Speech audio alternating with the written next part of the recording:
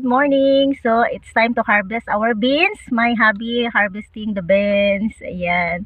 And then some more, my love. You can see that. Yeah, that one. These ones? Yes. That. Yes, and that one there. Here? Yeah. These two? This one. I love. They're hiding. Yeah.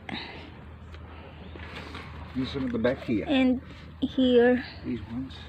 Yeah. Ooh. And what else? Did you see some more? Any more? There. Those ones are good. Look at that. Yeah. We're doing well. Yeah. Homegrown beans. Yeah. Sino yung na-harvest namin, guys? Hello. Did you enjoy your harvesting? I did. Yep. You harvest the beans, guys. I did. Yep, we're on. Hi, guys. We're going to harvest the pichay. Look. Oh, look at that Oh my yum. God, it's homegrown pichay. Beautiful. The pak choy. Look, guys. Pak choy. It's very healthy, my love. Yeah. Yeah. Aren't you going to give some to Cole too? Huh? I'm not sure if you want it. Hey, look at that. Lovely. Wow. Beautiful. See?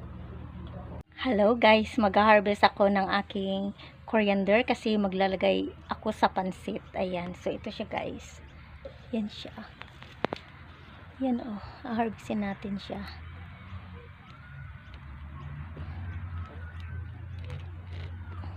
Yan. Ayan siya guys, ang ating harvest.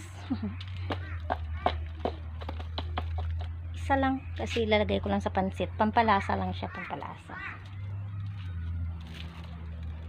So ito na siya. Ayan na siya guys. Pampalasa lang naman. Hi guys! Good morning! So ito yung ating na-harvest na beans. Tapos kumuha na rin ako ng isang puno lang ng coriander kasi magpapansit ako. Tapos ito yung ating pak choy or pichay guys. So yun lang guys. Iniwan ko yung iba kasi sobrang madami naman pag harvestin ko lahat yung aking coriander. So yun. Tapos yung ating beans marami pa rin doon guys. Palalakihin pa ng konti. Yan. So yun lang. Bye!